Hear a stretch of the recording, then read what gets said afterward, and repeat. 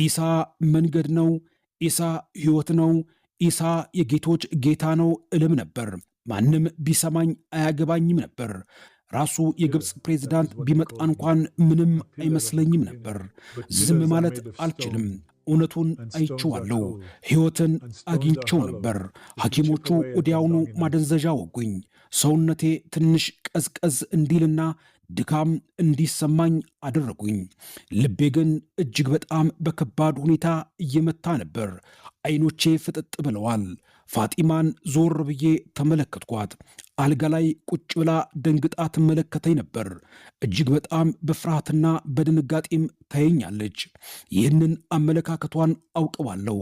ታምሜ ስለነበር ሳይሆን ይልቁንስ ባወራሁት ነገር ደንግጣ ነበር የምትመለከተኝ። ኢሳ አምላኬ፣ ኢሳ በር ነው፣ ኢየሱስ አምላክ ነው በማለት የነበር በግርምትና በግራ መጋባት የምትመለከተኝ። ስለ ሃይማኖት ጉዳይ በደንብ አድርጋ ፋጢማ ታውቃለች። ምን ብዬ እንደተናገርኩም ገብቷታል።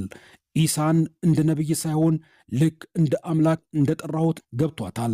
ለእሷ ይህ ማለት ልክ አምላክ ላይ አፍን እንደ መክፈትና እንደ መሳደብ ነበር የምትመለከተው። ለእሷ ብቻ ሳይሆን ጠቅላላ እኔ በነበርኩበት አካባቢ ለነበሩ ሰዎች ይህ እንደ ስድብ ይቆጠር ነበር። ልክ እንደ ከባድ ኃጢአትም ይታያል። ወዲያውኑ የወጉኝ ማደንዘዣ እንቅልፍ እንዲወስደኝ አደረገኝ። ከዚያ በኋላ ከጥቂት ቆይታ በኋላ ነቃሁ። ዓለም ተቀይራ ነበር። የልጄ ልጅ አህመድ ልክ እንደ ሞኝ ያንን የቀረጸውን ቪዲዮ ለዓለም ሁሉ አጋራው። በጣም ደንግጦ ስለነበረ የሚያደርገውን ነገር እንኳን አህመድ አያውቅም። በፌስቡክ፣ በዩቲዩብ፣ በቲክቶክም ጭምር ነገሩን ገሃድ አወጣው፣ ለሌሎችም አጋራው። አያቴ ከኮማ ሲወጣ ያየው ራእይ ብሎ ከታች ጻፈበት። እኔም ከነቃው በኋላ በሚሊዮን የሚቆጠሩ ሰዎች ምስሉን እንዳገኙትና እንደተመለከትኩት አወቅኩኝ። በሚሊዮን የሚቆጠሩ ሕዝቦች ላይ በእጃቸው ላይ ይመለከቱኝም ነበር። ልጄም እየተንቀጠቀጠች በምስሉ ላይ የተጋራውን ቪዲዮ አሳየችኝ። ባባ ተመልከት አለች። ሰዎች ምን እያሉህ እንደሆነ ተመልከት እያለች ታሳየኛለች። ኮሜንቶቹን ተመለከትኩኝ። አዎ ኢንተርኔት እጅግ በጣም ክፉ የሆነ ስፍራ ነው። ሰዎች በእኔ ተናደው ነበር። አንዳንዶቹ ይህ ነገር አውቆ ሆን ብሎ ገንዘብ ለማግኘት እያደረገው ብለው ጽፈዋል። ሌሎች ደግሞ ይህ ውሸት ነው፣ ኮምፒውተር ያቀናበረው ነው ብለው ተናገሩብኝ። ሌሎች ደግሞ ምናልባትም አያት የሌላቸው አባት የሌላቸው ይመስል እጅግ በጣም የሚያጸየፍ ስድብ ተሳደቡ። ሌሎች ደግሞ ከሕክምናው የተነሳ አውቆ ሆን ብሎ ባህሉንና ሀገሩን ለማሰደብ ነው ብለው ጻፉብኝ። ኮሜንቶቻቸውን ካየሁ በኋላ ግን ምንም ውስጤ አልታወከም ነበር። አዎ ያስደነግጥ ነበር።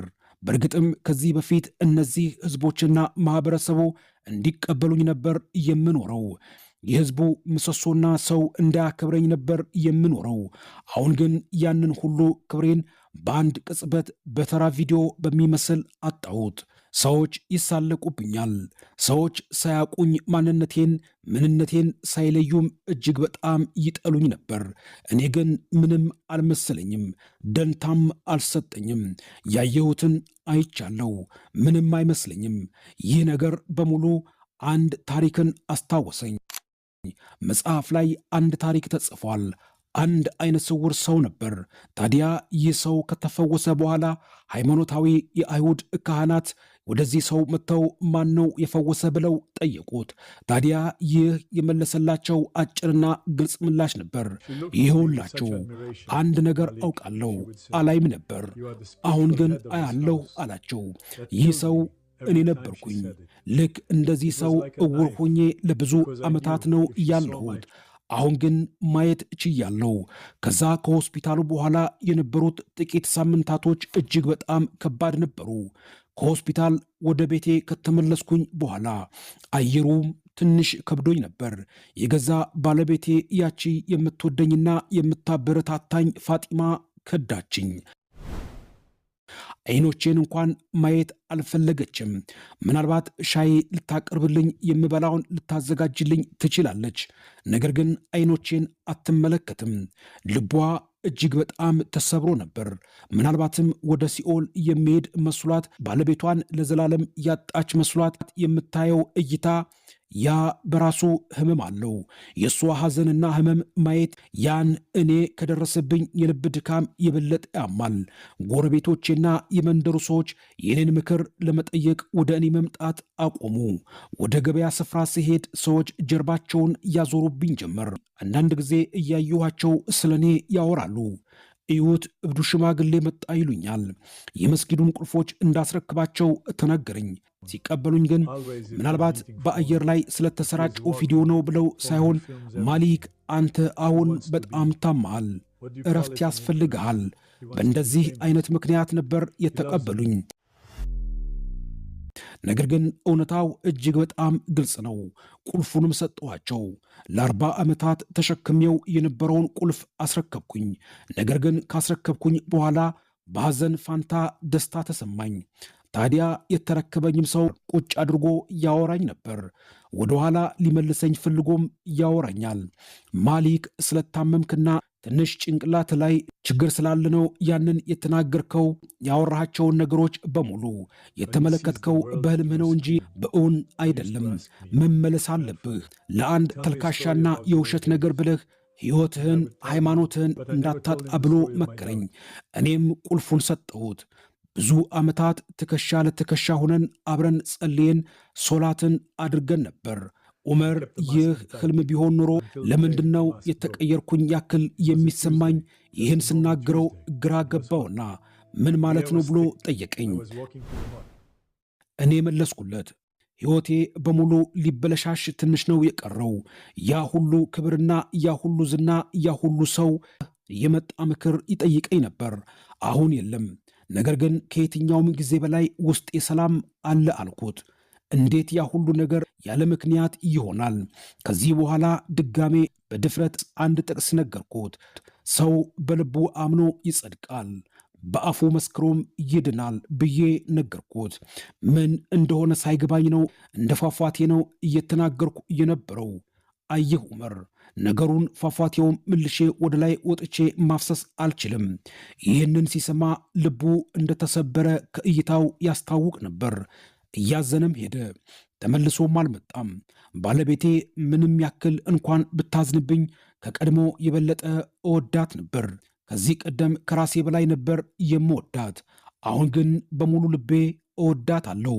ድሮ የነበረኝ መራራነትና ቁጣ ሙሉ በሙሉ ጠፋ። ያን ቪዲዮ ያጋራው የልጅ ልጄ መጽሐፍ ቅዱስን ቁጭ ብዬ ሳነብ ሲመለከተኝ ይገረም ነበር። ጥያቄዎችንም ይጠይቃል። አሁን ላይ ድሮ በማህበረሰብ ዘንድ የነበረኝ ክብርና ዝና የለም። ማንም ሰው እንደ ድሮ ምክርም ፍለጋ ወደ እኔ አይመጣም። አሁን ብርሃን አይቻለሁ። ወደ ጨለማ አልመለስም።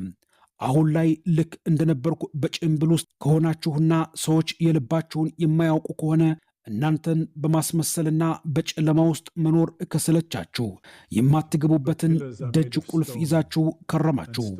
አንድ ነገር ለእናንተ ልነግራችሁ እፈልጋለሁ። እሱ ኢየሱስ እውነት ነው።